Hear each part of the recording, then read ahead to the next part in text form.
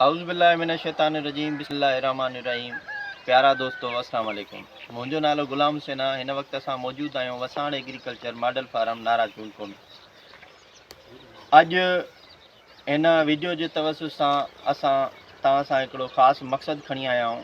उहो इहो आहे त ज़मीनदार अॼुकल्ह जो ज़मीनदार ॾाढो परेशान आहे त साईं निज ॿिज मिले कोन थो। ॾिठो वञे त असां ज़मीनदार हारी जेके आहियूं ॿिज ठाहे करे कंपनियुनि खे ॾियूं था ऐं मुख़्तलिफ़ माण्हुनि खे ॾियूं था, पर वापसीअ ते असांखे निज ॿिज मिले कोन थो। निज ॿिज न मिलण जे करे असांजी जेकी पैदावार आहे उहा मुतासिर थिए थी। हाणे निज ॿिज कीअं आणियूं, छा कयूं, उन जे लाइ असां सोचियोसीं त साईं हाणे निज ॿिज जेकॾहिं असां कंपनीअ ते डिपेंड कयूं था, कंहिं ॿिए माण्हूअ ते डिपेंड कयूं था, सीड जो ॾाढो सेंसिटिव ऐं ॾुखियो कमु आहे। कीअं निज ॿिज कीअं ठाहिजे, उन जे लाइ असां हिकिड़ो सिस्टम खणी आया आहियूं। तव्हां दोस्तनि सां शेयर करणु चाहियूं था त साईं निज ॿिज कीअं ठाहिजे। ॾिठो वञे त ज़मीनदार असांजो जेको आहे उहो माना डिपेंड करे थो ॿियनि माण्हुनि ते, कंपनियुनि ते।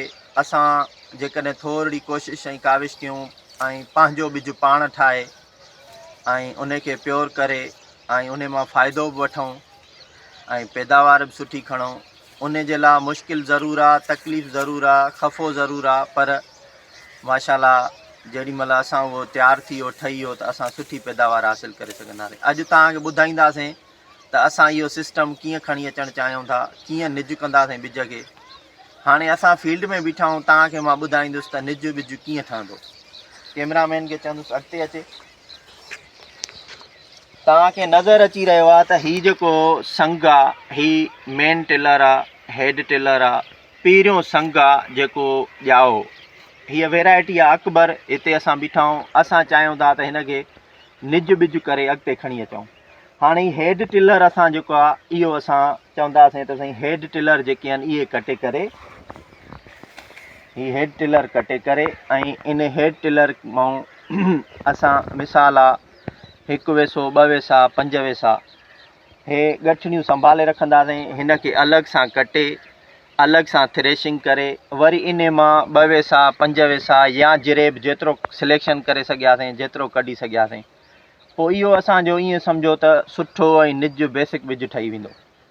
उन खां पोइ असां निज ॿिज जे तरफ़ अची सघंदासीं। हाणे हे असां हेड टिलर कढी करे, मेन टिलर कढी करे ॿिज खे असां चाहियूं था त 100% निज करे ऐं पंहिंजी फील्ड में खणी अचूं ऐं असां कंहिं ॿिए ते डिपेंड न कयूं, कंहिं ॿिए जो ॿिज मिक्सिंग वारो न पोखियूं, जंहिंजे करे असांजी पैदावार मुतासिर थिए।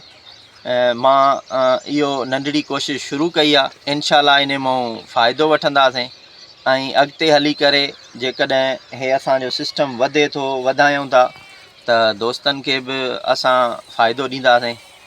सो हिन वक़्तु असां इहो पंहिंजो सिस्टम कमु शुरू कयो आहे। हे तव्हां नज़र अची रहियो आहे।